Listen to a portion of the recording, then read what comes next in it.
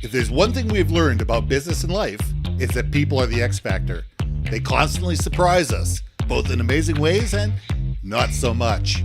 We're Ben and Syya, and welcome to the Gnaw on This Business Bites podcast. This show is all about real life things we all deal with every day, how they relate to business, and how to make some sense out of our daily chaos. Welcome to the show.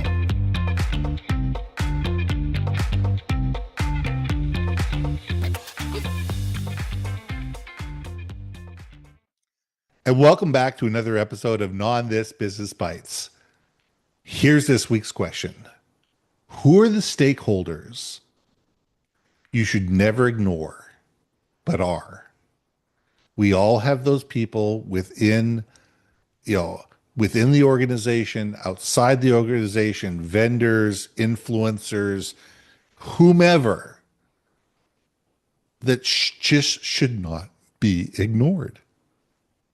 Should not be, should their opinions need to be taken into consideration.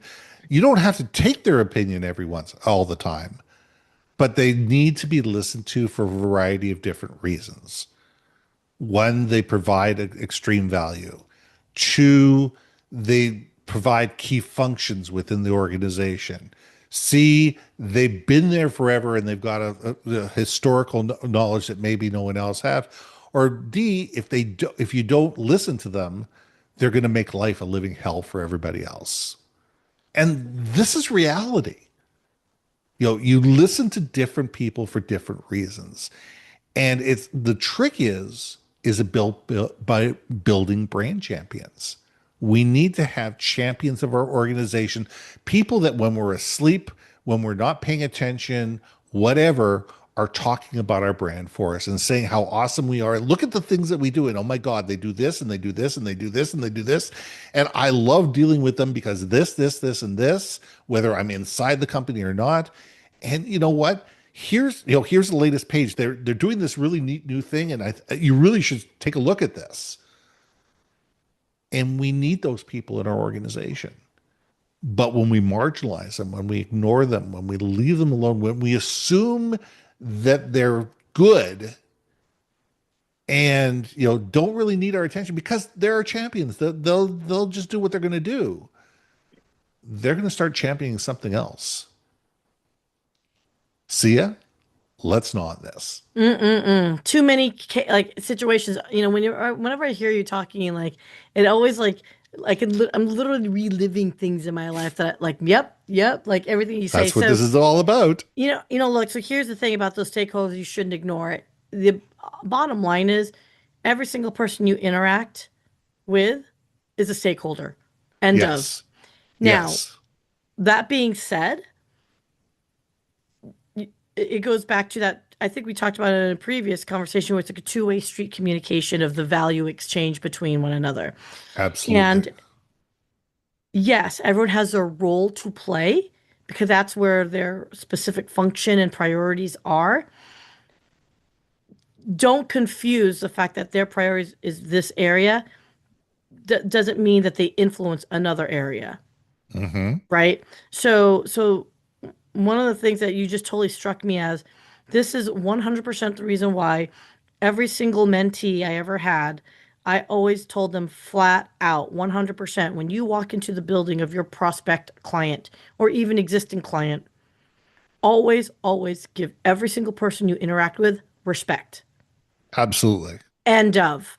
Because you'd be surprised how much the decision makers of which you're trying to get in with, they get reports back of how their team is being treated by you.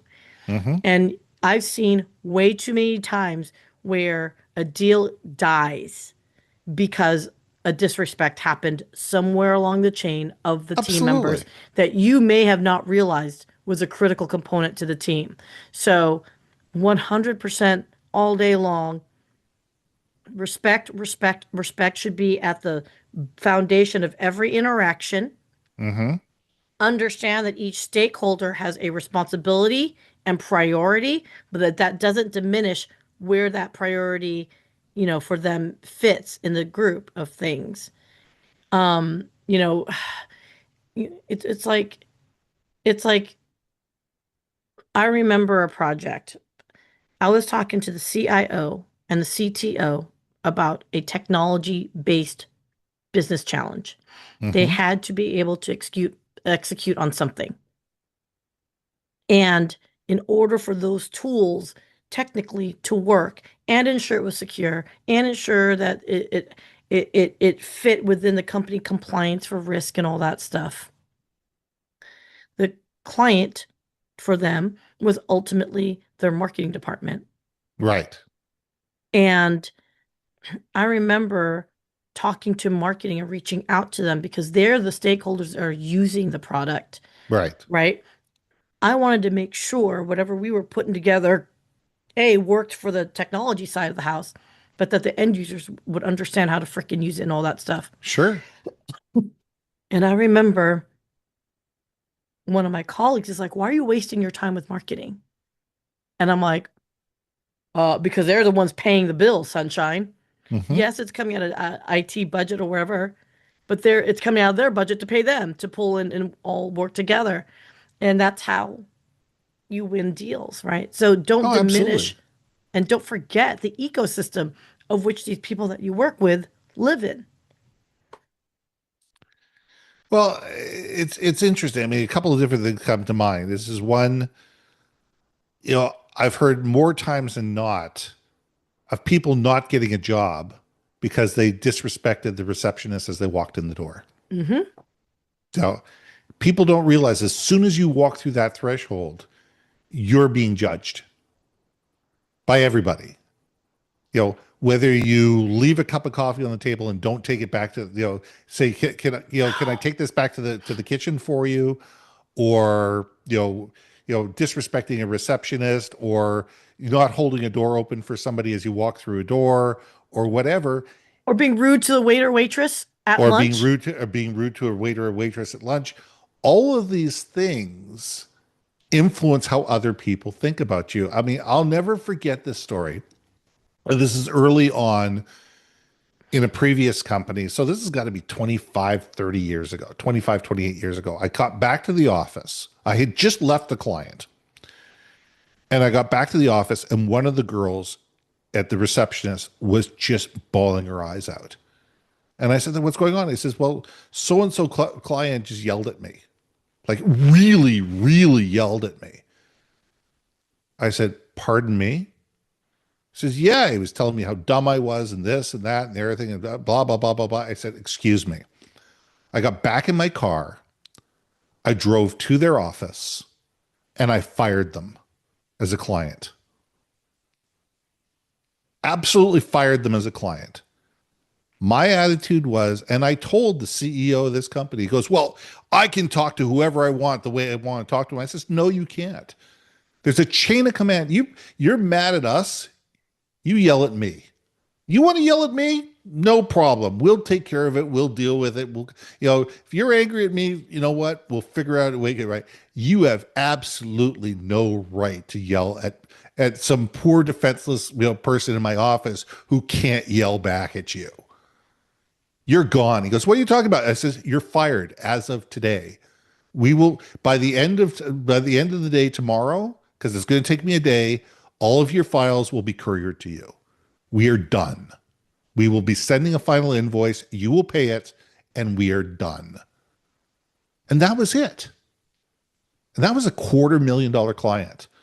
Guess what? My people in the office found us a $500,000 of business because they knew I had my back. I told them we lost a $250,000 budget. I said, you know, bonuses are going to be a little smaller this year because we had to do this. They found a $500,000 worth of business by Mm. going out there on their own and figuring it out based on the fact that they knew that senior leadership had their back.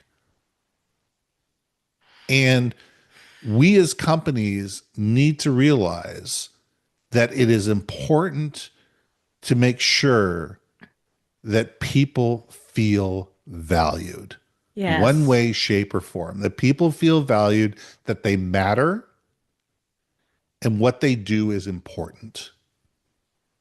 Did she screw up? Yeah, she screwed up. But that didn't negate the fact that this person had no right to yell at her. Yeah. His job was to yell at me, and I would have taken it and we would have figured it out.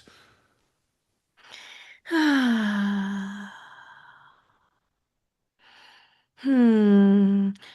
Do you think, and even underlying this whole knowing who the stakeholder is and all that, do you think ultimately are we are we really asking ourselves, do we have manners anymore? Like, really? I mean, underlying all of it, I don't want to go too deep into it, but I can't help but think in the back of my mind, Ben, isn't this just common decency, awareness?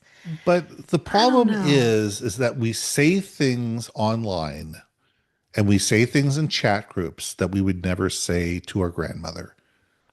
And as I always told my son, it says never say anything online you would never say directly to your grandmother. And that was always the litmus test.